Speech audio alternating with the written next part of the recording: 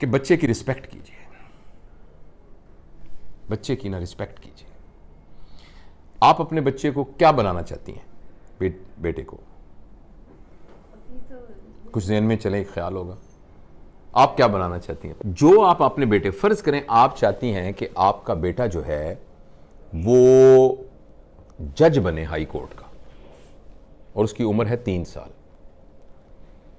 ठीक है, वो एक कुर्सी पे बैठा हुआ है, और आपने कहना थी कुर्सी खाली करो, खाला आई है तुम्हारी, तो आप उसको कैसे कहेंगे उठो? लेकिन उसमें जज साहब बैठे होंगे तो उनको कैसे कहेंगे आप? रिक्वेस्ट प्लीज आप उठिए।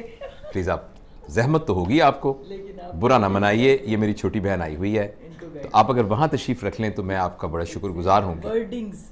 तो मीलॉट जो आप उसको बनाना चाहते हैं ना, उसके लिए उसको तैयार करने का मतलब यह है कि उसकी वैसी इज्जत करें जो आप उसको बनाना चाहते हैं। आप उसको हाफिज़े कुरान बनाना चाहती हैं और उसको कहते हैं उठो, तुमने खाना क्यों नहीं खाया, कपड़े देखे तुम्हारे कितने गंदे हो गए, चलो चलो। उसकी वैसे इज्जत कीजिए जैसे हाफिज़े कुरान की इज्जत करनी है।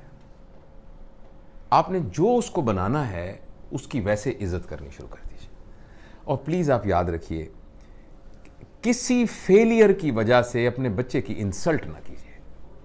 बच्चे के लिए सबसे बुरी बात है इंसल्ट। जब पेरेंट्स को गुस्सा आता है ना, अपना इलाज कराइए गुस्से वाली वर्कशॉप्स अटेंड कीजिए, इसलिए कि वो एक इंडिविजुअल है। आप जरा मेरी इंसल्ट करके दिखाइए मुझे इस वक्त, आप नहीं कर सकेंगी। मैं जुर्रत नहीं कर सकता आपकी इंसल्ट करूं। मैं जरा सा आपके साथ बदतमीजी बोलूं, आप उठ के खड़ी हैं, क्या मतलब भाई? आप उठ के मोबाइल फेंक के आप उठ के चलने जाना शुरू कर देंगे। आपके बच्चे के अंदर भी वही जज्बात हैं, मगर इत्तफाक से वो आपसे कमजोर है। जब आपने बच्चे को थप्पड़ मारा है ना किसी बात पर, वो बच्चा आपको थप्पड़ मार नहीं सकता, मगर आप यकीन कीजिए वो थप्पड़ आपने बैंक में जमा करा दिया है। लेकिन सर हमने तो ये सुना है ना कि अगर जैसे उस्ताद डांटता है या जो पेरेंट्स होते हैं वो डांट रहे हैं, या तो वो आपकी बेहतरी के लिए आपके सामने आपको डांट रहे हैं, आपके पीठ पीछे आपको बुरा, लेकिन इससे बेहतरी नहीं हो रही। इसको साइंटिफिक स्टडीज ने बताया है कि इससे बेहतरी नहीं हो रही है। अगर ऐसी होती तो डांटने से बेहतरियां हो जाती। तो जब हमारे पेरेंट्स ने हमें डांटा तो हम तो सही हो गए। एक्सक्यूज आपको लग रहा है? मैं अब एक बात आपको 2 मिनट मैं इस बात को ख़त्म कर लूँ ताकि हम इसको समेट लें, फिर बीच में से जो ज़िमनी बातें निकलेंगी हम डिस्कस करेंगे। देखिए, जब आपने बच्चे को थप्पड़ मारा है ना, या कहा है तुम नालायक इंसान हो, और अगर तो वो 7 साल से कम उम्र का है ना, फिर तो इससे बेहतर था कि आप उस बच्चे को कत्ल कर देते। ये ज्यादा, मतलब मैं एग्जरेट करके बयान कर रहा हूं, सिर्फ एक इमोशन उसमें अटैच करने के लिए। मगर 7 साल से कम वाले के अंदर आपने रिकॉर्डिंग मशीन में डाल दिया ना, तुम नालायक इंसान हो, तुम जिंदगी में कुछ नहीं कर सकते, भटकोगे तुम गलियों के अंदर। आप यकीन करें, वो 7 साल के बाद सारी जिंदगी आपकी इस बात की लाज रखते हुए साबित करेगा कि मैं भटकूंगा। वो साबित करेगा कि मैं भटकूंगा। और अगर आपने उसको थप्पड़ मार दिया, वो थप्पड़ बैंक में जमा हो गया, जैसे मैंने अर्ज किया था, और उसमें फिर बैंक जैसे हर साल सूद देती है, वो सूद के साथ इकट्ठा हो रहा है। अभी वो आपको थप्पड़ मार नहीं सकता, एक वक्त में आएगा वो आपको थप्पड़ मारने के काबिल हो जाएगा और वो आपको थप्पड़ मारेगा। वो थप्पड़ जरूरी नहीं कि फिजिकल मारे, वो अचानक कहेगा मामा मुझे दुबई में नौकरी मिल गई है। आप कहेंगे मेरा तो एक ही बेटा है, लेकिन मामा आखिर रोजगार के लिए मुझे जाना ही होता है। आप कहेंगे जिसके साथ शादी की है ना मैंने, अजीब मैं बहू बेहाल आई हूं, हालांकि मेरे भाई की बेटी है, पता नहीं इसने क्या मेरे बेटे के कान में फूंक मारी है, वो उसको लेके दुबई चली। मुझे जोड़ों का दर्द है, इसके अब्बा को हार्ट अटैक हुआ है, इसको ख्याल ही नहीं आया। वो थप्पड़ था जो कि सूद के साथ इकट्ठा हुआ है, और वो अब उसने आपके मुंह पे मारा है। इसलिए बच्चा अगर आपके यहां पैदा हो गया है तो वो आपका मेज या आपकी कुर्सी नहीं है, वो आपकी प्रॉपर्टी नहीं है। और कोई भी आदमी, चाहे आपका बेटा है चाहे कुछ भी है, वो इंसल्ट बर्दाश्त नहीं कर सकता।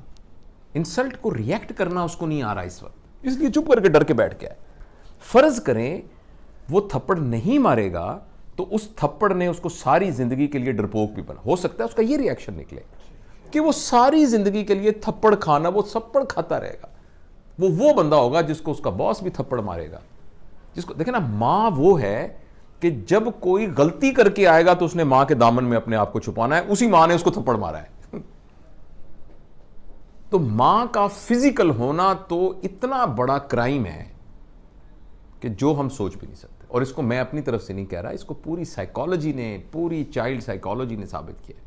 अगर आपने बच्चे की बेइज्जती कर दी ना, किसी बात के ऊपर बेइज्जती कर दी, ये बेइज्जती अगर वो आपके खिलाफ नहीं इस्तेमाल करेगा तो वो पूरी दुनिया को इजाजत दे देगा अपने खिलाफ करने की। तो दूसरा ये है कि उसकी बेइज्जती ना करें किसी बात। और खासतौर पे आप बेइज्जती किस बात पे कर रहे हैं मुझे बताएं। तुम्हारे नंबर नहीं आए सही, क्या जिंदगी नंबर गुजारने का नाम है? नंबरों के ऊपर जिंदगी होनी चाहिए।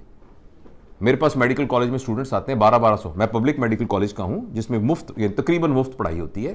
तो 80,000 बंदों में से चुन के आते हैं बंदे 3,500, जिसमें से 350 मेरे पास आते हैं। आपके ख्याल में वो क्या बच्चे होते होंगे जो 1200 नंबर लेके आते हैं? और वो पहला इम्तिहान जब होता है ना, हाय अल्लाह हमारा इम्तिहान हो रहा है, हमारी स्टेज हो रही है, कहीं मैं फेल ना हो जाऊं। क्या ये वो बच्चा था 1200 नंबर लेने वाला? नंबरों ने क्या कर दिया उसको? आप सिर्फ इसलिए अपने बच्चे को इज्जत करेंगी या करेंगे कि उसके नंबर आते हैं। और जिंदगी गुजार में नंबर होने की क्या अहमियत है? इतनी सी अहमियत है। तो बेसिकली नंबर लेके हम अपनी ईगो को सेटिस्फाई कर रहे हैं और बच्चे को तबाह कर रहे हैं। वो नंबर ले बड़ी अच्छी बात है, मैं ये नहीं कह रहा कि नहीं नंबर लेने चाहिए, मगर ये नहीं है कि उसकी बेइज्जती करें आप। पूरे पंजाब में 3,500 लोगों को दाखिला मिलेगा, 80,000 अप्लाई करते हैं, 2 लाख ख्वाब देखते हैं इसके। तो उन 3500 के अलावा बाकी सारों की माँ बापों को यह इख्तियार तो नहीं है कि उनकी बेइज्जतियां करनी शुरू कर दें। तो पहला प्रिंसिपल मैंने आपको यह बताया कि 7 साल के लिए आप अपने ऊपर एक पाबंदी लगा दें, ठीक है। दूसरा मैंने आपसे अर्ज किया है कि आप रिस्पेक्ट करें उसकी। जब आप लोगों को डिसरिस्पेक्ट करते हैं ना, तो पता क्या होता है, या तो वो रिटेलिएट करते हैं अगर पावरफुल हो, अगर वो पावरलेस होते हैं तो उनकी सेल्फ स्टीम और सेल्फ एफिकेसी कम हो जाती है।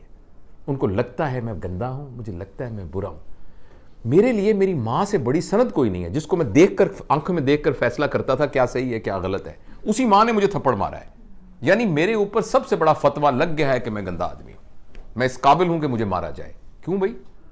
जो मेरे लिए दुनिया की सबसे बड़ी मुकद्दस हस्ती थी, उसने ये फतवा दिया है कि तुम थप्पड़ मारने के काबिल हो। इसका ये मतलब है। बिल्कुल सही बात। तो अब अच्छा, ये तो कहा ना आपने बच्चे, आपने बीच में आपके सवाल का जवाब दे दो कि जो अब तो ये वक्त गुजर गया, आप क्या करें? अब ये करें कि बच्चे को बुलाएं और बुला के कहें, बेटा अब तक की जिंदगी में तुम्हारी तरबियत के सिलसिले में अगर मुझसे कोई गलती हो गई है तो मुझे माफ कर दो। वो कहेगा मामा आप क्या कर रही हैं, क्योंकि वो सब कुछ उसके सबकॉन्शियस में। उसका नहीं बेटा, मेरा ये फर्ज है कि मैं तुमसे कहूं, मैंने कोशिश नहीं की, मैंने जान के कुछ नहीं किया, मैं तुमसे बहुत प्यार करती हूं, तुम मेरे दिल के टुकड़े हो, लेकिन फिर भी मैं समझती हूं कि तुम्हारे कॉन्शियस में, सब कॉन्शियस में किसी जगह कर तुम्हें ख्याल हो कि मां ने मुझे, मैं बेटा माफी मांगती हूं, प्लीज मुझे माफ कर दो, और मैं तुम पर इतबार करती हूं, मैं तुमसे बहुत मोहब्बत करती हूं, और आइंदा तुम्हें मैं बिल्कुल नहीं कहूंगी, लेकिन तुम सिर्फ एक वादा करो, जो तुम्हारे दिल में हो मुझे बता दिया करो, लेकिन मैं तुमसे वादा करता या करती हूं कि मैं तुम्हारे आइंदा इंसल्ट नहीं करूंगा। हाँ, मुझे कुछ अच्छा ना लगा, मैं तुम्हारे साथ शेयर करूंगी, मैं तुम्हारे साथ आर्गू करूंगी, मैं तुम्हें समझाने, लेकिन मैं तुम्हारी बेइज्जती नहीं करूंगी आइंदा, प्लीज। ये तो ये इसका हल है जो बड़े हो गए उनके साथ।